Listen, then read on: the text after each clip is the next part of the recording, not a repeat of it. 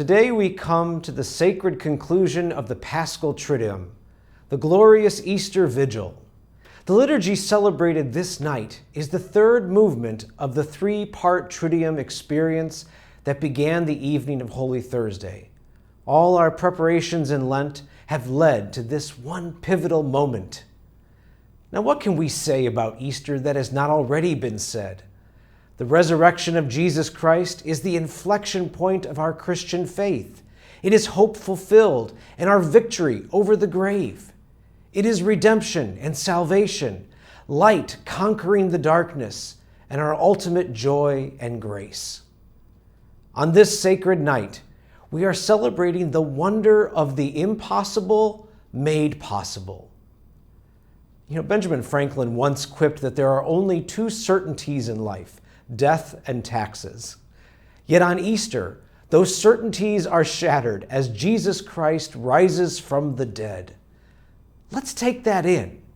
God makes the impossible possible. No matter how insurmountable our problem may be in this life, the risen Christ says to us, "With me, all things are possible."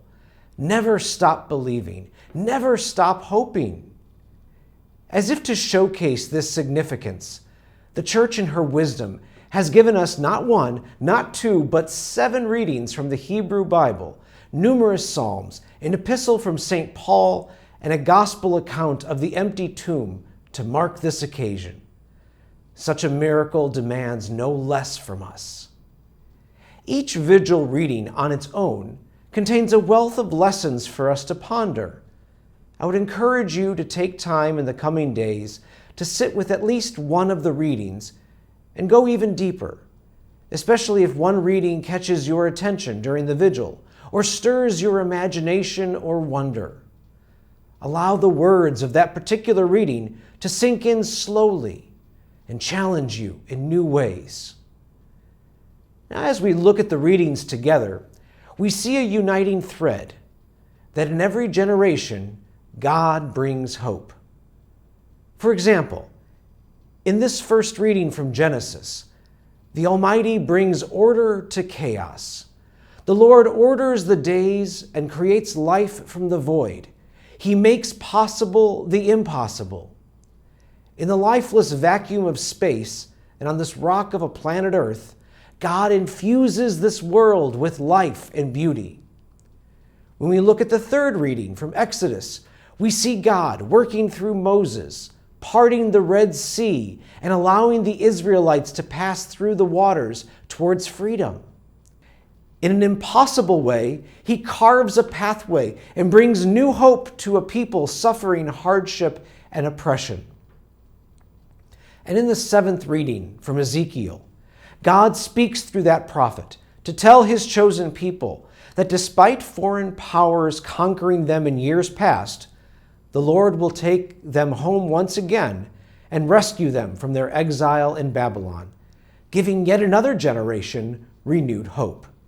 As we think about the generations of hope, I reflect on my own work here at the United States Conference of Catholic Bishops, where I support our bishops' engagement with young adults. I get to listen to people across the country on these issues, and I hear a hopelessness about the faith engagement of younger generations. Many wonder and even doubt whether young adults will ever reconnect with their Catholic roots. Yet my response to those concerns is grounded in Easter joy. I say, there is still hope. If God created order from chaos, parted the Red Sea, brought back the exiles from Babylon, and if God raised Jesus from the dead, then anything is possible. Hope is always an option. And just like God has fulfilled the hopes of each generation, the Lord asks us to keep hoping today. In my work, I am blessed to witness that hope coming to life through the work of passionate young adults who express their Catholic faith, share their stories, ask the Church for accompaniment, and go forth making a difference in their world, inspired by Catholic social teaching. These are signs of hope, sprinkled to show us that nothing is impossible with the risen Lord. Maybe we won't see these signs of hope right away, just as the women at the empty tomb in today's gospel didn't initially see a reason to hope.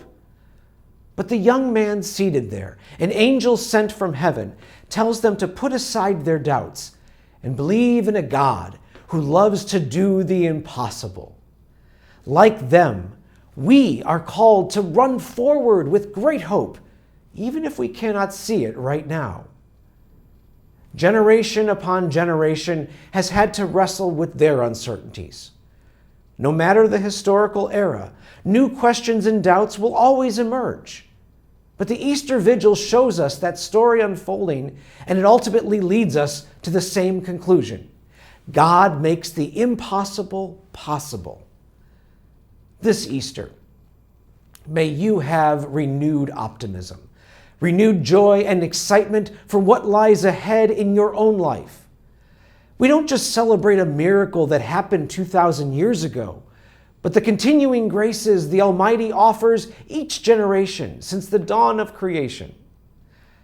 Whether it is the insurmountable Red Sea or the unpenetrable exile in Babylon, or whatever crisis is happening in your personal life or in our society this day, God wants us to know with no uncertain terms the end of the story, the end of our story, is going to be incredible.